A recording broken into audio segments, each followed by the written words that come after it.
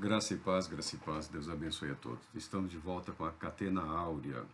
Estamos aqui no segundo capítulo, né? Recomeçando, fazendo uma revisão do Evangelho de Mateus, segundo os comentários apresentados aqui ou registrados no material do Tomás de Aquino. Os magos, ao chegarem na cidade de Jerusalém, foram direto ao palácio de Herodes, o rei da Judéia, perguntando dele onde estava o recém-nascido rei dos judeus, para que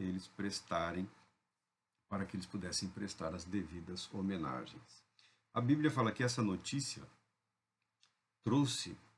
provocou em Herodes medo, receio, temor. Ele ficou irritado, perturbado, incomodado. Como Herodes convocou ali os principais sacerdotes, a Bíblia fala os príncipes dos sacerdotes. Príncipe é uma palavra que significa simplesmente principal.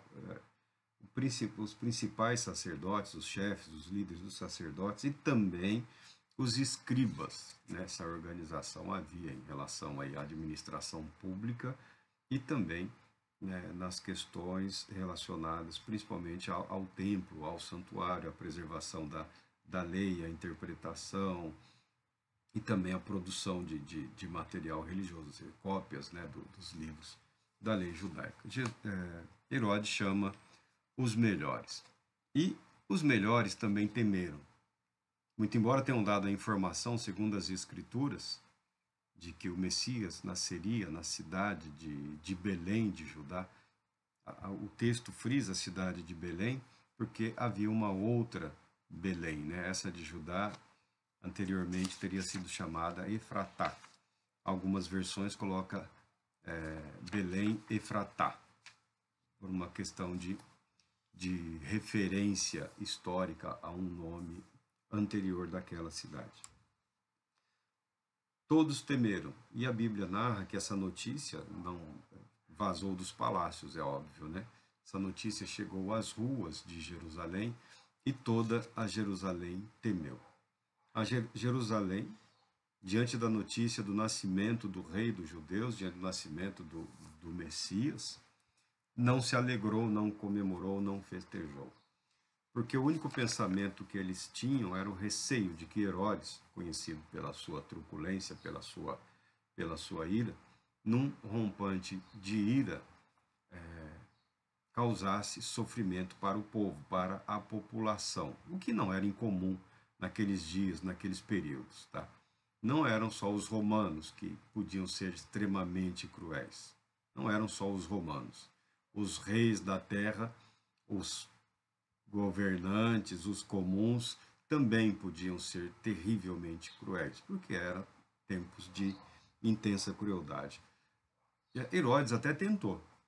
Tá? Ele procurou agradar os judeus no tocante às questões religiosas. Quando ele promoveu a reforma do templo, ele tomou todos os cuidados para que o templo não fosse de modo algum profanado. Ele providenciou treinamento para os levitas, para os sacerdotes, para que ninguém alheio ao ofício, ao ministério, no recinto, nos recintos sagrados, tudo era considerado sagrado, mas nas principais áreas internas do templo propriamente dito, ninguém adentrasse ali. Ele gastou muito, ele fez o que era possível naqueles dias, sendo ele um brilhante arquiteto. Não era só um monstro assassino de crianças, ele tinha lá os seus talentos. O ser humano é impressionante. E quando você pensa de arquitetura, você observará na história que os loucos são obcecados pela arquitetura. A obsessão por monumentos grandiosos, por grandiosidade. Mas Herodes, no caso aqui, ele mandou reformar o templo, ampliar, para acalmar os judeus e tentar ganhar o coração dos judeus, porque havia uma resistência muito grande em relação a ele, porque ele não era judeu, ele era idumeu, mesmo sendo versado nos costumes e nas práticas do judaísmo. Mas o que o texto aqui mostra, Agostinho fala disso, o que o texto mostra é o efeito contrário. Os estrangeiros, os idólatras, vindos de uma região distante, estavam lá para adorar, para prestar culto. Estavam alegres, estavam contentes. É claro que a partir de então eles não estavam entendendo absolutamente nada do que acontecia. Como um rei nasce fora dos palácios, qual será o destino dessa criança? Devidamente orientado por Herodes, os magos se dirigiram para a cidade de Belém e a estrela que os havia guiado pelo caminho continuou a guiá-los até o local exato onde se encontrava o recém-nascido Jesus, o rei dos judeus. Mas a questão do temor, Agostinho, né, chamado santo, fala o seguinte: como será seu tribunal? Ele está falando do tribunal de Cristo, do julgamento final. Podemos imaginar como será o tribunal de Cristo como juiz. Porque se o nascimento dele como uma criança fazia temer os reis soberbos, imagina quando esses soberbos e arrogantes tiverem que comparecer perante ele para prestarem contas dos seus feitos e dos seus atos.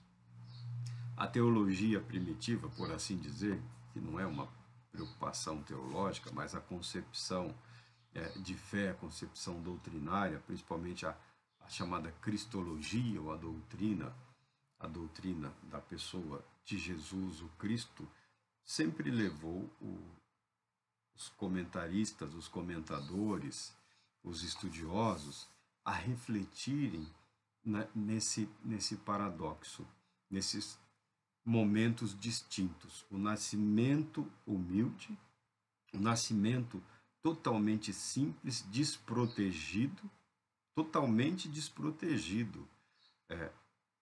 Uma criança que nasce ali com o pai, com a mão, mas já à mercê do ódio de poderosos.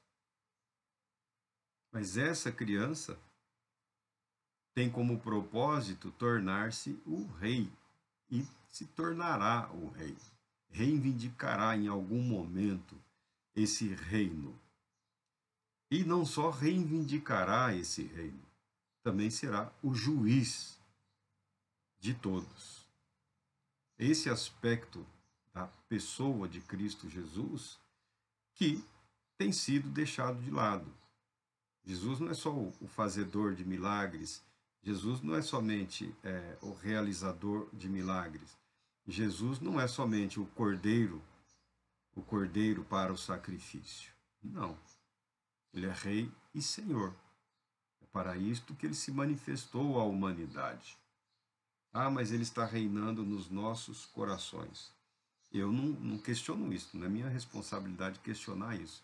A minha responsabilidade como cristão é reafirmar que o reino dele será tão real quanto ele o é, a menos que você não acredite em Cristo Jesus. Herodes se preocupa em identificar o lugar onde estava nascendo, onde uma profecia, onde a palavra de Deus estava se cumprindo. E veja, não que ele acreditasse, porque se ele acreditasse na profecia, se ele acreditasse na palavra de Deus, ele se submeteria a ela. Herodes aqui também representa o próprio Lúcifer, o próprio Satanás, o próprio inimigo de Deus e da humanidade, que mesmo sabendo da verdade, busca de alguma forma frustrar o seu cumprimento e a sua realização. Os sacerdotes paralisados se colocam debaixo desse mesmo princípio, desse mesmo poder, dessa mesma autoridade maligna. Os escribas paralisados pelo medo, pelo temor, se colocam debaixo desse mesmo poder infernal. Jerusalém assustada e amedrontada, incapaz de louvar a Deus, de glorificar a Deus, de se alegrar pela notícia do nascimento daqueles que o redimiria do sofrimento e da dor. Ainda que a concepção no tocante ao Messias, ao Cristo, poderia, naquele momento, não ser a mais adequada ou apropriada, mas havia uma expectativa. E como a profecia se cumpre, algo a ser estudado, debatido, e se está se cumprindo nos nossos dias, ou naqueles dias como era, a nossa percepção pode ser moldada de acordo com a realidade. Ah, então é isso. Eu pensei que seria de outra maneira, mas será assim agora? O medo, o medo não é amigo de ninguém. O medo não é conselheiro de ninguém. O medo leva as pessoas para debaixo da autoridade de Satanás. Assim viveu Herodes, assim os principais sacerdotes, assim os escribas e assim boa parte da cidade de Jerusalém. Tudo relacionado à palavra de Deus. Absolutamente tudo relacionado ao cumprimento de uma profecia por longos períodos aguardada e no momento de aflição muito mais intensamente buscada com a intenção de compreensão. Mas a preocupação em não desagradar o tirano local fez com que eles fechassem os seus corações e as suas mentes para a verdade. Deus cumpre o que prometeu.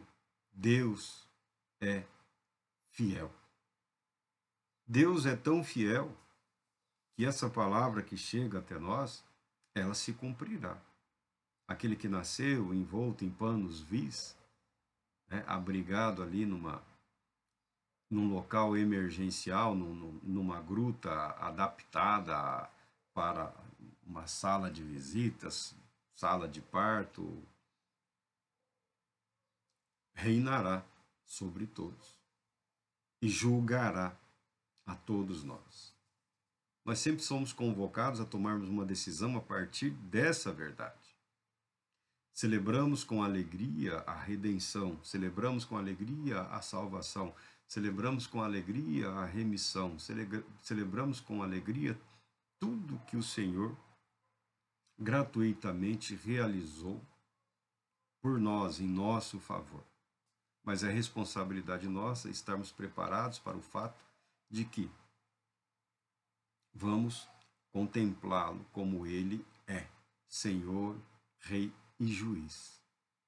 E prestaremos contas a ele dos nossos feitos, dos nossos atos. Esse é o nosso Senhor, esse é o nosso Salvador, Jesus, o Cristo, o Rei dos Reis. Deus Todo-Poderoso te abençoe, te proteja e te conceda paz, muita paz.